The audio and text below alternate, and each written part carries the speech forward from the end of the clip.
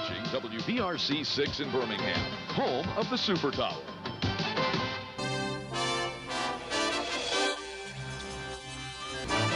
Now, from Birmingham, the WBRC 6 News at 5. Good evening. Thanks for joining us. I'm Janet Hall. And I'm Scott Richards. 5 Cuban detainees who are being held at the Talladega prison are back in Cuba tonight. The inmates were deported this afternoon from the Birmingham airport. The flight marks the first deportation of the Mariel boat people since a 1987 agreement sparked prison riots in Atlanta and Louisiana.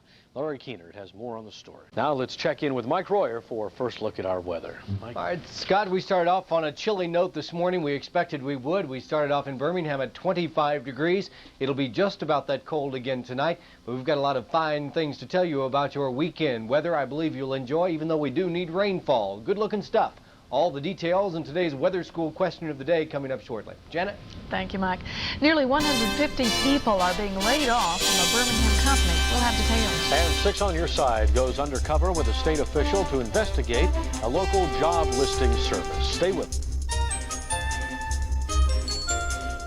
If you are looking for a job, one place to start is the Alabama State Employment Agency. They do not guarantee you a job, but it is a good free job listing service, and it's part of the largest such service in the entire country. A sexually transmitted disease other than AIDS has reached epidemic proportions in the U.S., and you may not even know about it. We'll have a story coming up. And coming up next, Mike Royer takes a look at the weekend weather. Stay with us for that.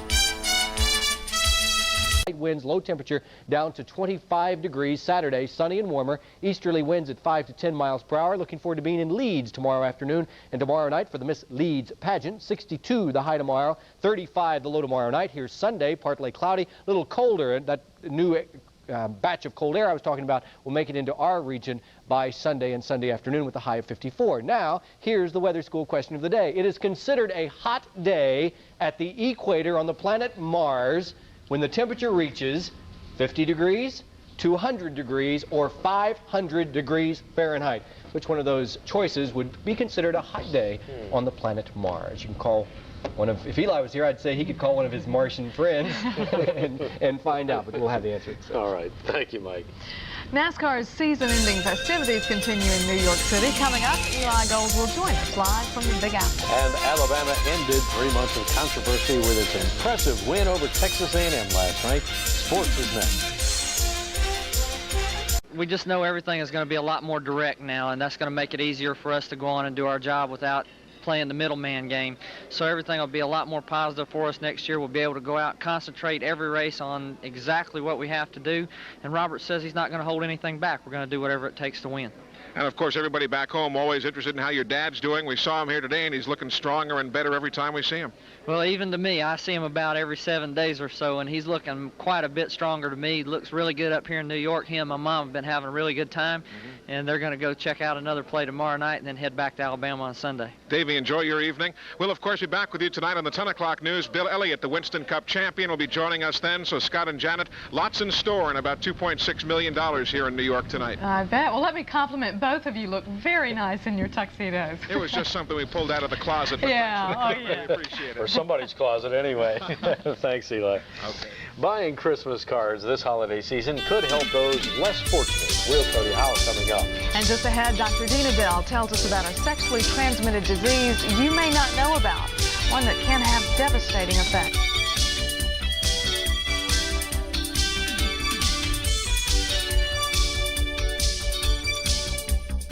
Well, if you have trouble sleeping, be sure to watch next week.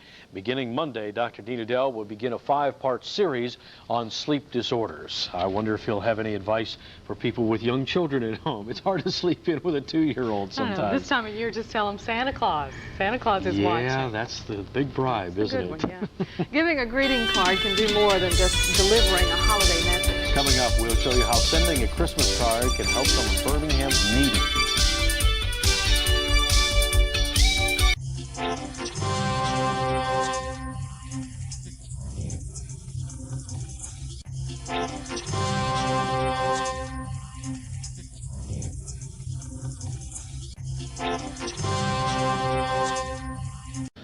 Coming up in our newscast at 6, the Jimmy Hale Mission believes Blount County is the ideal spot for a rehabilitation center. Some residents who live there don't. We'll have details on that. And we'll introduce you to a 6-year-old who is the newest state representative of Easter seals. Of the millions of greeting cards being sent this month, few convey the spirit of giving as much as the cards being offered by the Birmingham area community kitchens. For $5, the community kitchens send a card to the person you select, telling them that a donation has been made in their name to help feed the hungry. Last year, the kitchens raised $25,000, and that money is helpful long after Christmas is over.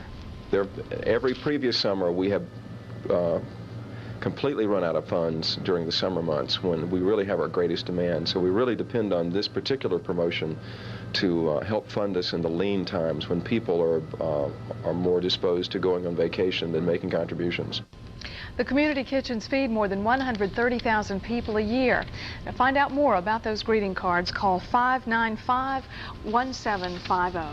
It's a great idea, and for somebody who's already bought all they can afford this year, that'll be something to keep in mind next time around. Well, that's our first report of WBRC 6 News for now. Stay tuned for ABC World News tonight. Then join us again for a fresh report of local news at 6. Thanks for